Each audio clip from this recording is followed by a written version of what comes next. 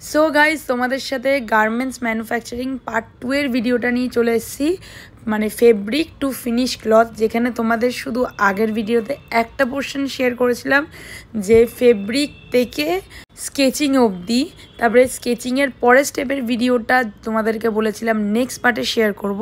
তো তার জন্য এটা হলো পার্ট 2 ভিডিও, যেখানে তোমাদের সাথে শেয়ার করব যে কাটিং কি করে হয় বা মানে পিসের কাটিং কিভাবে হয়। কারণ আগের ভিডিওতে তোমাকে বলেছিলাম পার্ট মানে এক একটা জামার পার্ট হয় বা প্যান্টের পার্ট হয়, পার্ট পার্ট করে প্যাটার্ন হয় আর পার্ট পার্ট করে আঁকা হয়। তো এখানে দেখো এই বড় এই যে মানে যে মেশিনটা দেখছো এটাকে বলে কাটিং মেশিন। আর এই মেশিনের যে কাটিংয়ের যে ব্লেডটা হয় এটা প্রচণ্ড ধার হয়, মানে তোমরা দেখেই বুঝতে পারছো। ধার না হলে এতগুলো কাপড় একসাথে কাটাটা পসিবল না, যেটা থেকে একবার 600 পিস বা 1000 পিস বেরিয়ে আসে। তো এই যে ড্রয়িং করা আছে তার উপর দিয়ে দেখো মানে এজও লেখা আছে। তো এখান থেকে হাতা সব তোমাদেরকে বলেছি যে প্রিন্টাররা বুঝে নেয় ওদের মতন। তো এখানে এখন এই দাদাটা দেখো পার্ট পার্ট করে কেটে নিচ্ছে, তার সাথে সাথে সাইডও করে দিচ্ছে, মানে যেগুলো ওয়েস্টেজ কাপড়, যেগুলো কোনো কাজের না ইন দ্য সেন্স এই প্রোডাক্টটা বানাতে কোনো কাজের লাগবে না, মানে যেটাকে ওয়েস্টেজ বলে আর কি। এই এক একটা না ব্লেডেরও ব্যাপার আছে, কারণ এই ব্লেড কতবার যেন কাটিং করার পর হয়তো এই ব্লেডের ধার থাকবে, কিন্তু এতগুলো মাল একসাথে কাটার আর ধার থাকবে না। প্লাস এই যে কাটিং মেশিনটা দেখছো না, এই মেশিনটাকেও বেশি দিন কাটিং ছাড়া এরকম করে ফেলে রাখা যায় না। আর ফেলে রাখলে আবার সার্ভিসিং করে তারপরে করতে হবে, কারণ কতটা ওয়ার্ক করছে না করছে যেটা বলা খুব মুশকিল। আর সত্যি কথা বলতে এটাকে হ্যান্ডেল করতে গেলে অনেক এক্সপিরিয়েন্স লাগে, নলে এত বড় মেশিন এরকম করে হ্যান্ডেল করা সত্যি কথা বলতে পসিবল না। তারপর সবথেকে বড় কথা যেটা এত ধার, আমার তো এই দাদাগুলোর থেকে অনেক স্টোরিজই শোনা আছে যে কতজনের হাত কেটে গেছে একটু গাফিলতির জন্য। তো এইখানেই হয়ে যায় আমাদের পুরো কাটিং প্রসিডিওর ফিনিশ। এটার পর কোনো কাটিং প্রসিডিওর আর থাকে না, পুরো যে প্রসিডিওরটা থাকে সেটা হয়ে যায় প্রিন্টিংয়ের প্রসিডিওর। এবারের যে প্রসিডিওরটা আছে সেটা হলো প্রিন্টিংয়ের প্রসিডিওর। টুবাই যে কোম্পানির সাথে কাজ করছে সেটার অনেকগুলো ভাগ আছে। তো এই ভাগের কোম্পানিটার সাথে টুবাই নতুন কাজ করছে, তার জন্য ওদের সাথে একটু কথাবার্তা বলতে অনেক লেট হয়ে যাওয়ার পর টুবাই মাত্র দুখানাই ডিজাইন করেছে। একটা হলো এই বাটারফ্লাই ডিজাইনটা, আর তার আগে একবার তোমাদের সাথে শেয়ার করে নিই যে টুবাইদের গোটা ফ্যাক্টরিটা, এটা হলো পুরো ফ্যাক্টরিটা। আজকে যেহেতু সানডে ছিল তার জন্য লোকজন যে কজন ওদের ফ্যাক্টরিতে স্টে করে তারাই ছিল, তারাই কাজ করে। এই হলো একটা প্রিন্ট, বাটারফ্লাই প্রিন্ট। আর এই হলো সেকেন্ড প্রিন্টটা, এটা ছিল ছেলেদের আর বাটারফ্লাইটা ছিল মেয়েদের। তোমাদের জন্য এই ভিডিওটা করেছি বলে আমি স্পেশালি ম্যানেজার দাদাকে রিকোয়েস্ট করেছিলাম যাতে আমাকে একটা জামা স্টিচ করে দেখা, যাতে তোমাদের পুরো প্রসিডিওরটা দেখাতে পারি। তো তার জন্য এই ভিডিওটা সানডেতে করেছিলাম। তো ফার্স্টে যে ইয়েলো কালার ডিজাইনটা করা হচ্ছিল ওখানে ছিল সামনে একটা জিপটা কিভাবে লাগানো হবে এটাই ম্যানেজার দাদা বলবে। তো প্রিন্টিংয়ের পর ফাইনাল স্টেজ চলে যাচ্ছে, সেটা হলো স্টিচিং। তো স্টিচিংয়ের পর যে স্টেপগুলো থাকে সেগুলো খুব অল্প স্টেপ থাকে। তো দেখো কি সুন্দর জিপটা, যেহেতু একদম ছোট, কারণ ওদের শিটের মধ্যে জিপের মেজারমেন্টটুকুনি দেওয়া ছিল, তো ওই মেজারমেন্টে জিপটা এসেছে। প্রথমে জামার মধ্যে মিডলে লাগিয়ে জিপটার প্রথমে একটা মেজারমেন্ট করে নিল, করার পর জিপটাকে একদিক থেকে সেলাই করলো, সেলাই করে তারপরে আবার আর একটা দিকে দেখবা জিপটাকে সেলাই করবে। তো সেলাই করার পর তারপরে জয়েনিং হয়ে গেলেই ওদের একটা ফাইনাল একটা টাচ থাকে। তো টাচটা দিয়ে দেওয়ার পর মোটামুটি তোমার জিপ জামাতে লেগে গেল। এর পরের যে স্টেপটা থাকে না সেলাইয়ের পর, এবার দেখো তোমরা এই জিনিসটা কিন্তু রিলেট করতে পারবা যারা এরকম সোয়েটশার্ট পরবা, মিডলে জিপ দেওয়া, যে দু সাইডে এরকম একটা স্টিচ পড়ে, ঠিক আছে। তো এইটার মানে জিপের ফিনিশিংয়ের স্টিচটাই এখন হচ্ছে। এই স্টিচিং কমপ্লিট হয়ে যাওয়ার পর মেথড থাকে চেকিংয়ের, যে মালে কোনো রকম কোনো সুতো আছে নাকি, কোনো রকমভাবে কোনো ফুটো আছে নাকি, কোনো প্রিন্টিংয়ের কালি কোথাও একটা লেগে গেছে নাকি। তো এগুলো ভালোভাবে চেকিং হয়, প্লাস সুতোগুলোও কাটা হয়। তারপরে ওদের স্টেপ থাকে হচ্ছে ট্যাগ করার, অ্যান্ড দেন ওদের স্টেপ থাকে হচ্ছে iron, and the final step হচ্ছে প্যাকিং। তো যাই হোক, এবার তোমাদের স্টিচিংয়ের ব্যাপারটাই একটু বলি। এখানে দেখো প্রথমে মানে জিপটা তো লাগা হয়ে গেল, এবার করতে হবে হচ্ছে দুটোকে জয়েন করতে হবে, মানে front section and back section দুটোকে জয়েন করতে হবে। তো সব কাজ অ্যাকচুয়ালি সব মেশিনে হয় না। তো ফার্স্টে দেখো দুটো এরকম করে দুটো হাতা আর কি এরকম করে জয়েন করে নেওয়া হচ্ছে।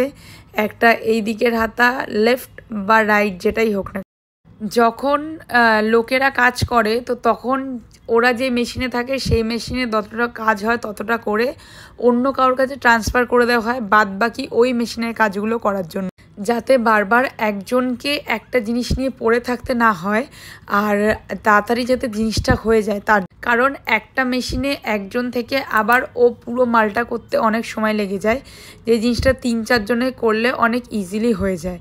তো আর এখানে যেহেতু তোমাদের জন্য আমি এই ভিডিওটা করছি, তো আমি স্পেশালি ম্যানেজার দাদাকে বলেছিলাম যে পুরোটাই স্টিচ করে দেখাতে। এখন যে জিনিসটা হচ্ছে সেটা তোমরা সবাই রিলেট করতে পারবে, সেটা হলো ক্যাঙ্গারু পকেট।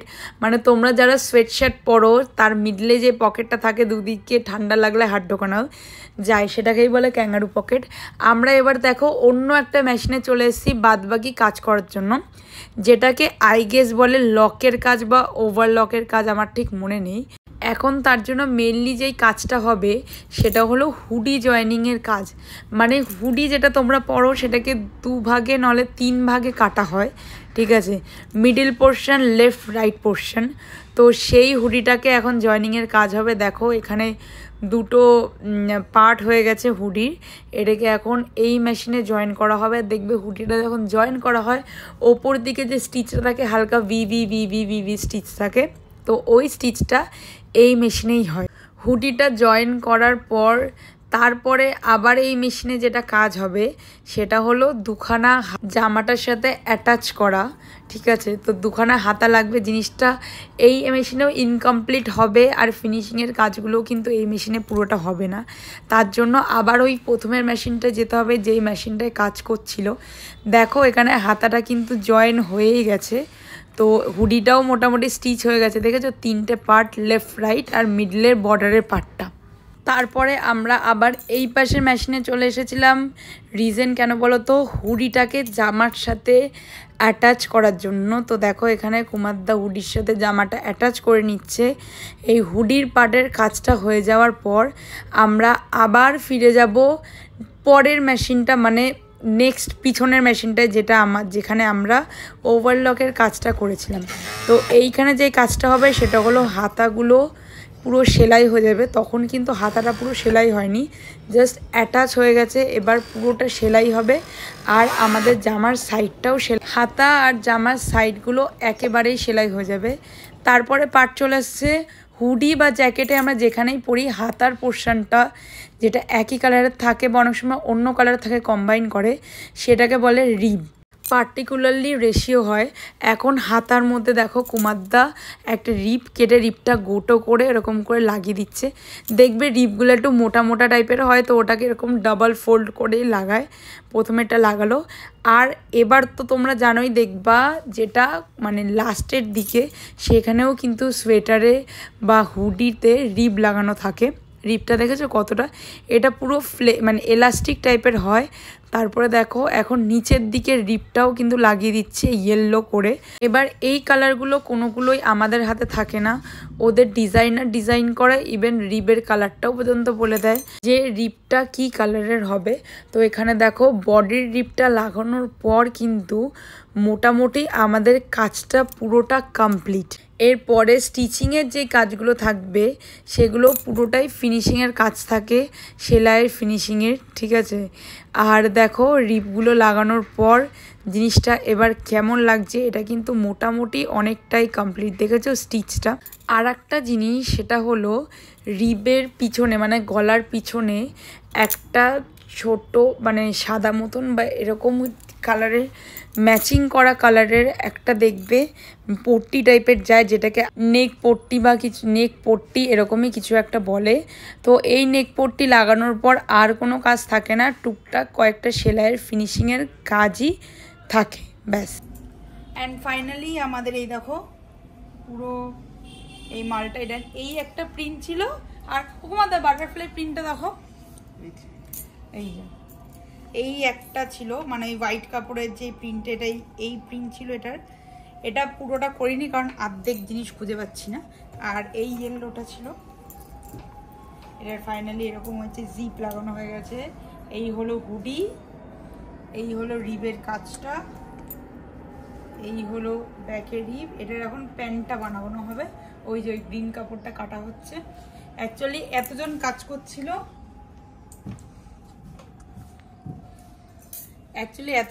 করছিল, তার জন্য আমি পুরোটাই ভয়েস ওভার করবো, কিন্তু এই এবার পুরোটাই রেডি হয়ে গেছে। এই যে এটা পায়ের কাফ, এটা হলো কার্গো পকেট, এটা ওই ভিতরের পকেটটা, আর এটা হলো কোমরটা। কোমরটা একবার ধরো তো, এই হলো প্যান্ট। অ্যান্ড ফাইনালি এইটা হলো পুরো কমপ্লিট প্রোডাক্টটা, যেটা তোমাদের দেখিয়েছি অ্যাকচুয়াল পিকচারে। এখন এই হলো পুরো কমপ্লিট প্রোডাক্ট। এই হলো হুডিওয়ালা টি শার্টটা, আর এই হলো কার্গো পকেটওয়ালা। এই যে এই প্রোডাক্টটার যেমন এখানে লাগানো, এটাকে বলে হিট সিল। ওই প্রোডাক্টেও সেম এরকম হিট সিল লাগবে, এরকম ট্যাগ লাগবে। এখানে তো প্রাইস ট্যাগ লাগানো আছে, প্রাইস ট্যাগ লাগবে না, এরকম ট্যাগ লাগবে। তারপরে ওয়াশ কেয়ার লেভেল লাগবে, তারপর প্রাইস যেটা ব্র্যান্ডের ট্যাগটা, ওটা লাগার পর আয়রন হয়ে প্যাকিং হলে এই প্রোডাক্টটাও কমপ্লিট হয়ে যাবে, এই প্রোডাক্টটা। তো ব্যাস এই হলো কিভাবে ফ্যাক্টরিতে একটা প্রোডাক্ট তৈরি হয়। তো বাকিটা তোমাদের পরে বলছি।